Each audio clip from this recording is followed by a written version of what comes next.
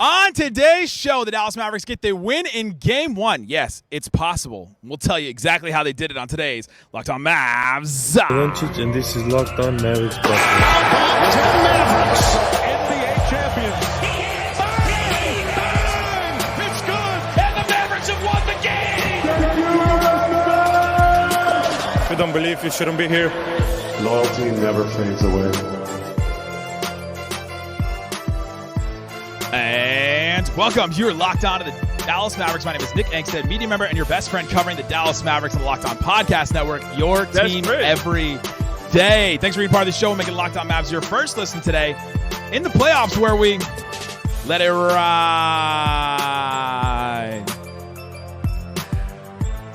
That's right. Let it ride. Game 1. It happened. What are we supposed to do now? Best way you can help us grow the show is to listen every day on any podcast platform. Leave us a 5-star review, like the video on YouTube, and comment anything below. Let me know one reason why the Mavs won the game, and then head over to Locked On Wolves and just comment "Go Mavs." Let's do that. Let's start it simple. Go Mavs. Just go Mavs over on Locked On Wolves. Shout out to Ben Beacon. Good luck, buddy. And do not head over to youtube.com/slightly biased. Do not. Don't do it. I'm joining me as always on a post game. What you got for me, Slightly Biased? So what is this? Did we win the series? I don't know. What does this mean? Is it over? We'll talk about the Mavs getting a Game 1. Jason Kidd finally getting a Game 1 in his Mavs career. 1-5 now in Game 1. So we'll talk about Kyrie's first half. We'll talk about the crazy shooting of the Timberwolves in the first half. Again, it felt like the exact same script that happened in the Mavericks in Game 1 against the Clippers and Game 1 against the Thunder. We'll talk about how they avoided that. We'll talk about the Mavs defense. We'll talk about Dereck Lively. Again, Dereck Lively. We'll talk about him. But I got to start here slightly. We got to start with, and I don't have the drop. I wish I did. Luka Doncic. Luka Doncic. That would be the drop I would do. He was absolutely incredible, and that's exactly what you needed from Luka. One of my main keys to this game going in was if Luka can take advantage of the Jaden McDaniels matchup. If he can beat him, if he can win that matchup in a way that he didn't necessarily win the Lou Dort matchup because of knee injury, because of Dort's size and strength and how he guards Luka really well, all those different factors. If he could win that matchup, then all the other dominoes start falling, and that happened early in this game. You could tell that Timberwolves are playing a drop coverage. That means Rudy Gobert, when the screen is set, he's dropping back into the paint, and Luka kills drop coverage. It's one of the reasons why we're high on the Mavericks playing Rudy Gobert off the court at times and why he did against the Jazz. Now, I think that it's different because this Timberwolves defense has Anthony Edwards, Jaden McDaniels as perimeter defenders. Karl-Anthony Towns is another really big on the court, and Conley is a really smart defender. They have all those things going for them. It's why they're the best defense in the NBA. But Luka killed drop coverage in this game. Yeah. No, 100%. And this was pretty much anybody who sorry, I wasn't looking at you, so I didn't know when my cue was there. But anybody who it's like you were listening. Yeah, definitely. Yeah. Good point. Good point, man. Keep going. I'm just a one-man audience. I can keep going.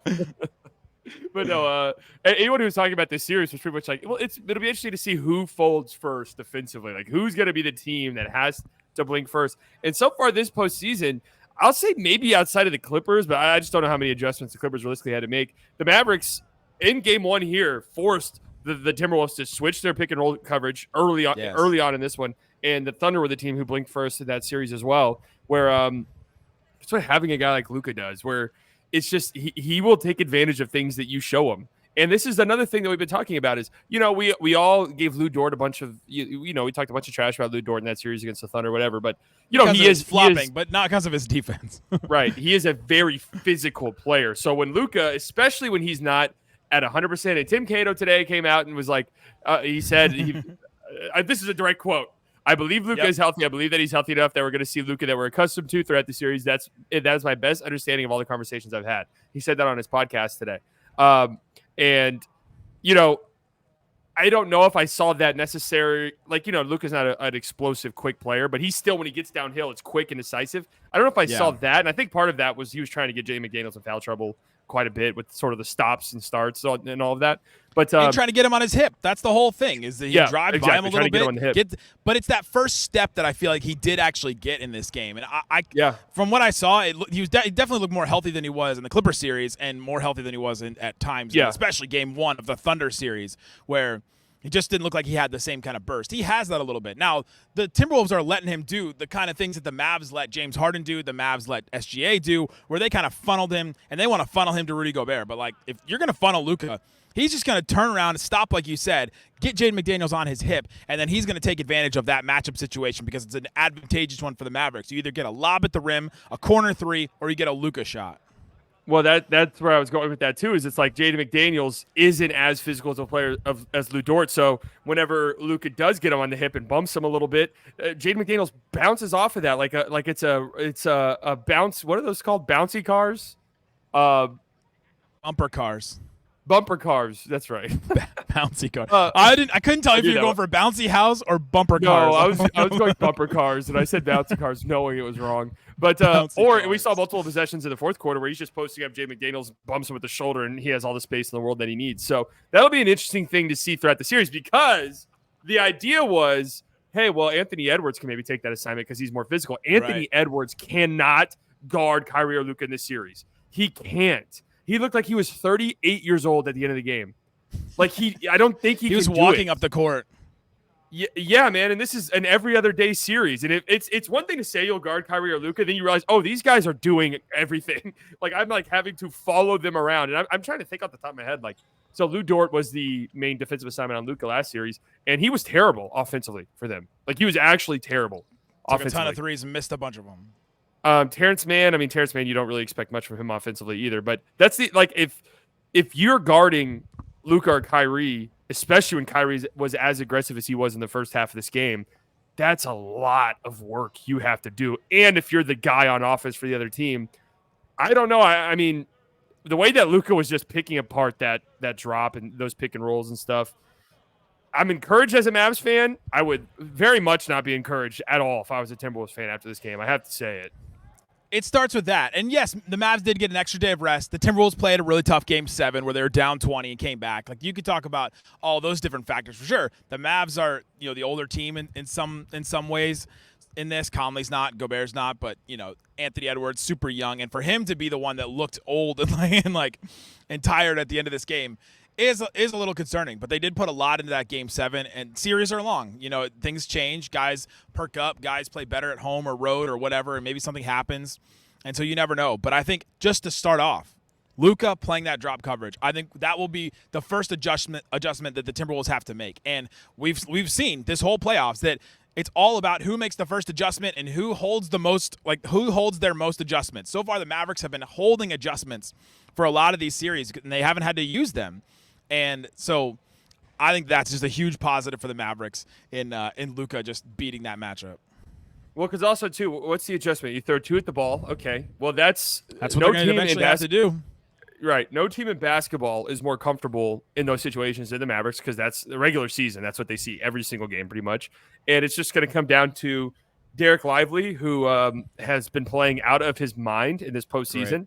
Right. Him making decisions in that short roll. Or I really like what they did. Once they started trapping, this was a great adjustment by Kid. Once they did start trapping and started, putting two at the ball in those screens more, it was PJ Washington who was setting the screens a good amount. And I like that a lot because that also got Cat involved and stuff. But it's going to come down to those guys if that's the adjustment that they make where it's like, all right, we tried we can't lose 3 more games. Like this is now or never pretty much. We tried the thing with Luka and he tore us to shreds like he did. That was a Pat and Luka game in the playoffs right there. So it'll be interesting. And he only went 3 of 10 from 3. It's not like he bombed threes and he hit a bunch of threes. The Mavs shot 6 of 25 from 3, 24%. Jeez. That's not good. 24% and got a Game 1 win. Dallas became the 5th team ever to lose a 3-point battle by 12 or more threes and win a playoff game. Yeah, well, the Timberwolves hit 18, but they only shot 36% because the second half they just those threes that were falling in the first half just were not falling. 7 of 24 in the second half. The Timberwolves shot 7 of 24 in the second half. The Mavs shot 6 of 25 the whole game. They're letting them take those. They're letting them take those threes, but they're making the guys that it's the same as the Thunder series. They're making the guys that they want to take them. Anthony Edwards has got to force some of those threes, and so he was 5 of 12. That's a good percentage, but 12 shots. Jaden McDaniels took 9. Towns took 9. Anthony Edwards was 5 for 12 from 3. That's what it says on mine. Is my stat? My stats incorrect? 5 of 12 is still a good percentage. Right. No, that's good. That's what I'm saying. I'm surprised by that number. But he had to take a bunch of them, and they all felt forced, which is why they probably didn't feel like he hit a lot of them, because the ones that he was taking, the Mavs were like, all right, you have to either take this deep 3 or you have to drive into this mid-range shot, work really hard just to get a contested mid-range fadeaway, and it's exactly what they made SGA do. And it worked. So the Mavs got their game plan to work in game 1. It started with Luka as the first domino. But let's talk about Kyrie and how Kyrie really made an impact on this game. The Human Torch returns in the first half. We'll talk about that and how he got it going coming up. Today's episode is brought to you by LinkedIn. LinkedIn Jobs helps you find the qualified candidates you want to talk to faster. Post your job for free at linkedin.com. And you can get exactly what you want. As a small business owner, you wear a bunch of different hats. We know that you have to make a bunch of different decisions on a bunch of different things: inventory, pricing, all that kind of stuff, and customer relations, super important things. You don't want to have to spend all your other time having to hire. We recently had an HR manager come and talk to us about what's the most important thing about being in leadership or management, and the first thing she said was hiring. You know that that's super important. LinkedIn isn't just another job board. It has a vast network of more than 1 billion professionals, which makes it the best place to go find out exactly the people that you need to work for you. So go check out LinkedIn Jobs. Post your job for free at linkedin.com/LockedOnNBA. That's linkedin.com/LockedOnNBA to post your job for free. Terms and conditions, they still do apply. Thanks, everybody, for hanging out with us on Locked On Mavs, being part of the show, part of the Raccoon Squad, listening every day. We appreciate each and every one of you for checking out the show. We're a daily show, every single post game, every single day, sometimes twice a day with the one more thing coming at you here in the playoffs.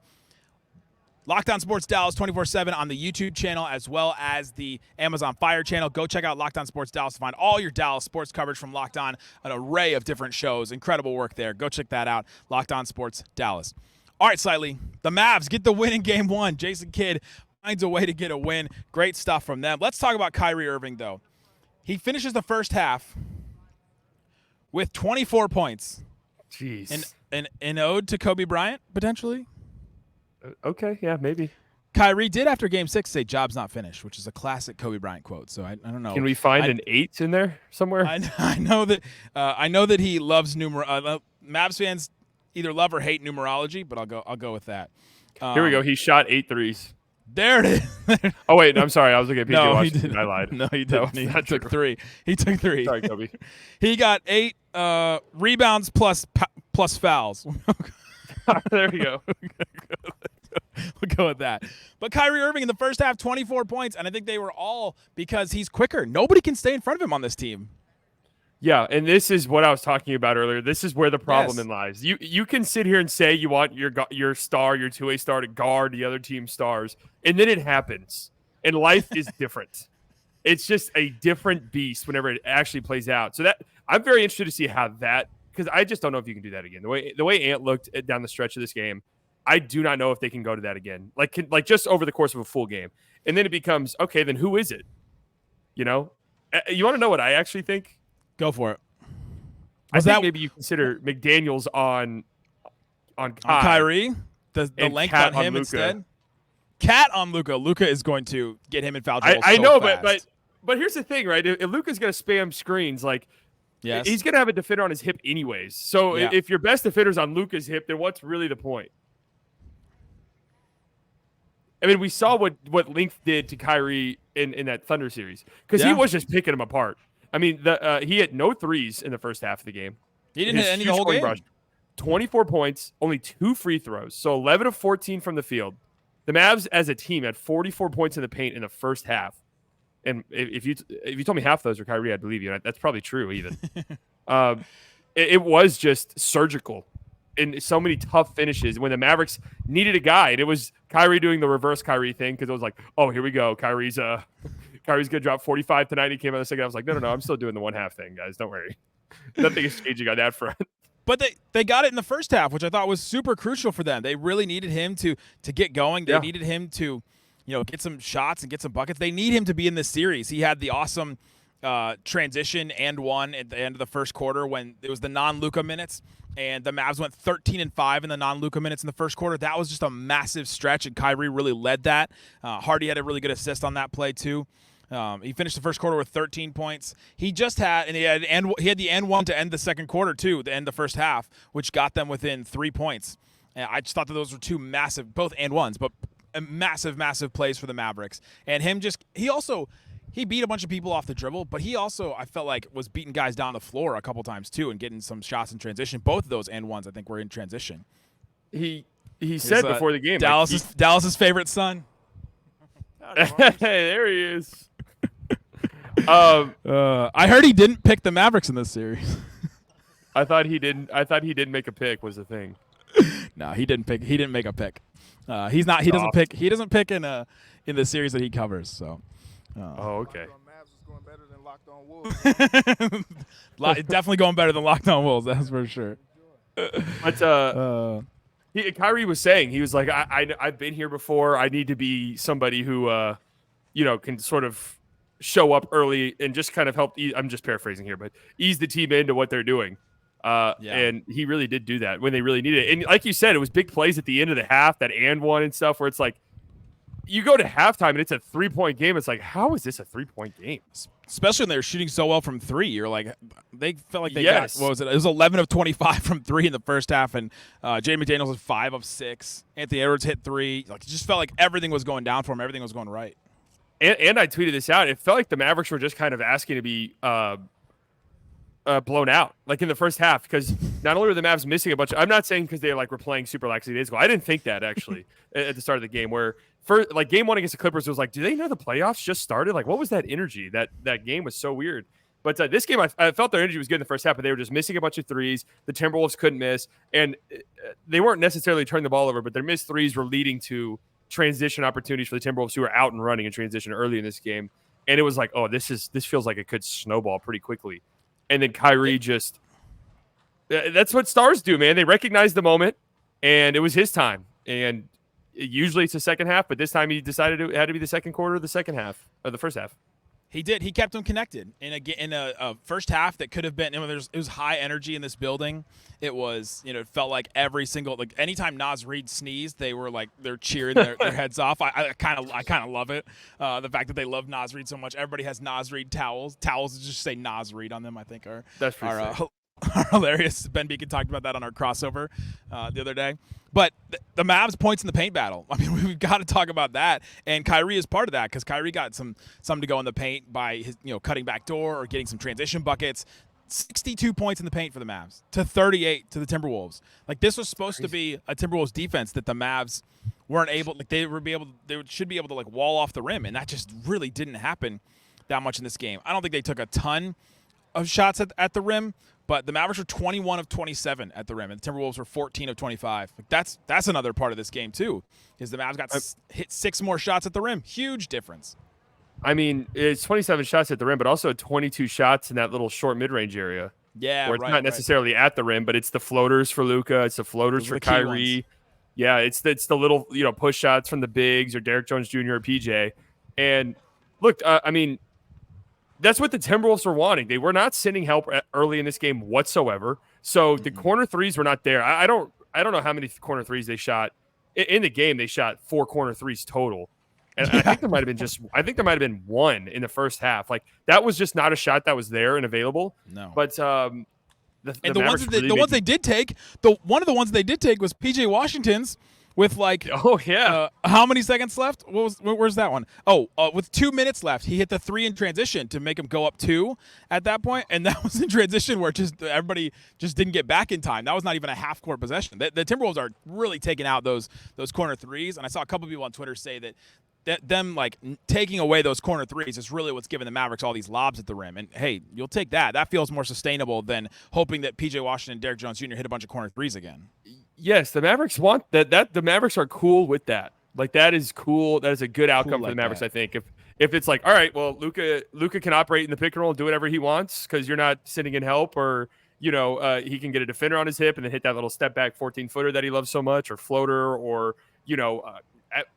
wait for the big to commit and then it's a lob. That's what the Mavericks want. Like, that's ultimately what the Mavericks really want, And then as the series progresses, and inevitably there's going to be defensive adjustments, then those corner threes start to open up a little bit more.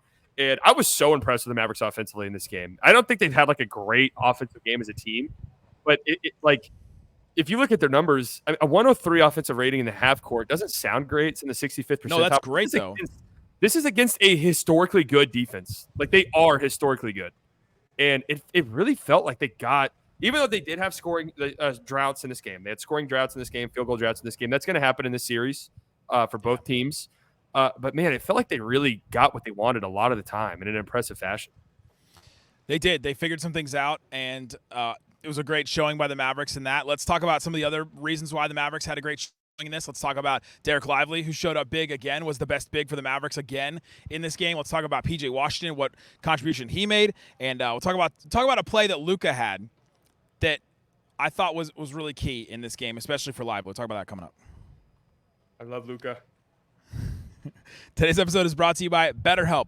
BetterHelp is there for therapy when you need it, and sometimes when you don't. Sometimes you just have things that you're anxious about, and it just kind of like lingers with you and stays. If you have those things, if you have those questions, you know that you need to talk to a therapist, and BetterHelp is there to help you. If you're thinking about starting therapy, give BetterHelp a try. It's entirely online, designed to be flexible, convenient, suited to your schedule. I've used BetterHelp before, and I love that I was able to schedule at different times every week. I'm not able to do 1 p.m. every Tuesday or something like that. I work a weird job, and I know a lot of us work from home now where you want to just be able to schedule things whenever you want, entirely online too. And you know that if you get matched with a therapist, you can change your therapist at any point, no charge to you. And I think that's something that's super important and helpful because you don't know if you're going to vibe with somebody right away. Get it off your chest with BetterHelp. Visit BetterHelp.com/LockedOnNBA today to get 10% off your first month. Again, that's BetterHelp, HELP.com/LockedOnNBA. All right, Slightly, let's talk about this Mavericks team. They get the win in Game 1. What does this mean for Jason Kidd to get a win in Game 1?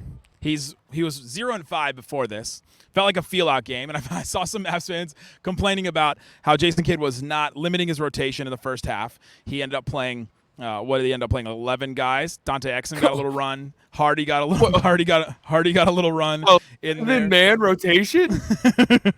But I think part of that is Jason Kidd trotting guys out just to see who works, and I think that's part of the reason why he struggled in Game 1s is because it's sort of a feel-out game. I mean, I don't know if he learned this from LeBron, but it's definitely a LeBron tendency where he loses a bunch of Game 1s because he's trying to feel them out and see what they can get and who can play and all that. Maybe they found something with Hardy there. I don't think they found something with Dante Exum. Maybe this is the third series in a row. But what does it mean for Jason Kidd to get a win in Game 1 now, finally? Now that you say that, I'm interested to see if that's maybe a former player thing. Like, it's like I was in a bunch of playoff series, like a Game 1, you can lose that and still win the series.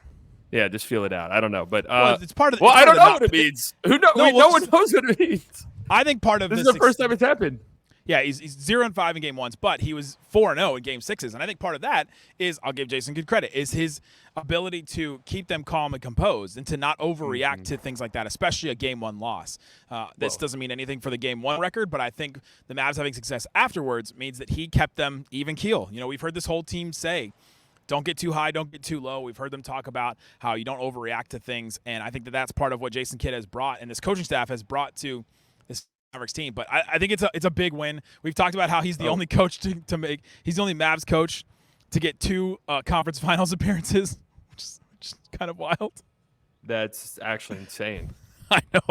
I started going through it, and I was like, this is true because Carlisle went to a finals and then it is kind of interesting when you look at the Dirk era. It's like I feel like we were in more conference finals for some reason. I feel like we had more deep playoff runs than. Well, it was 3, but he was with the Mavs for so long. I know that's what I'm saying though. Those 3 really stand out, but no, huge for Jason Kidd, I thought. Yeah, I'll say Kidd deserves so much credit for how he's coaching this postseason for sure. And they were talking like before the game and after the game. Like I think it was a team thing. Like, hey, let's get Game 1 tonight. Like I know as a team we're like. I know that sounds stupid. But it does. No, you know what it sounds like? So the other day, you and I were playing basketball, and at the end, you're like the team is about to they were 1 point away from winning, and they're like, let's stop it. Let's not allow them to get a bucket on defense. And you're like, yeah, isn't that what we're trying to do every time? Yeah, it's not let them get a bucket. It's like we're gonna stop dude. here. Have to get a stop. It's like, isn't that the point? Don't let them score anytime. But I'm with you. Is that they at least. at some point during the game, saw the game was gettable and like went for it, you know? Yeah, and I think too, they were in the conference finals. Obviously, it's a very different team, but in the conference finals, Luka and Kidd 2 years ago, and they lose game 1 and lose game there. 2 in kind of a collapsing fashion, and then the series was over pretty much. Like it was just done at that point. So they know, like once you get to this point, right? The Clippers without Kawhi or a hobbled Kawhi, you lose game 1, okay. Like we still feel like we can win this series, especially considering if we win game 2, we have home court. Same thing in the Thunder series. They're young, they're the 1 seed, but okay, we feel like we can, as long as we win game 2, right? We steal home court. This series, this is a great Timberwolves team. The margins are going to be so thin.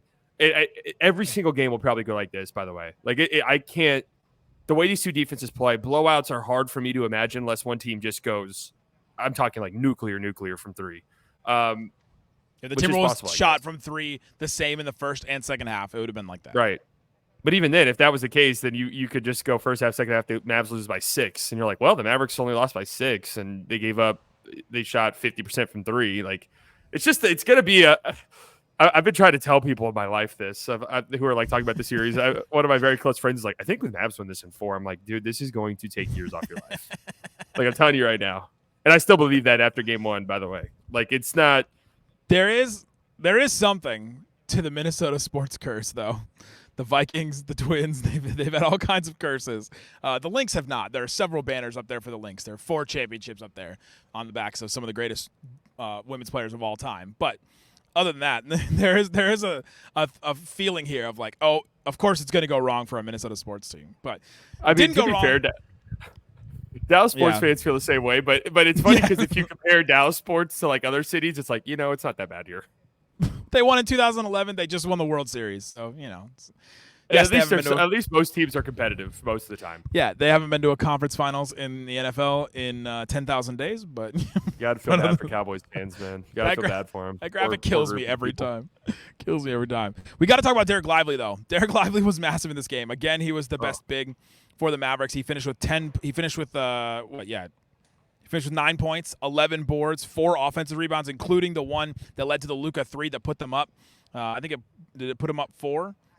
A massive play there. He was pretty good in the short roll. A couple of little mistakes, but like the poise that he's shown, he is the Mavs' best big again. When do you think Kidd goes to starting Lively, or he's already playing him more than Gafford? He played. He's not going to start him. Minutes in. Never. I don't think so. No. The same way he wouldn't start Maxey in 2022 and just kept starting Dwight Powell. This team really values continuity and chemistry. Like they just do.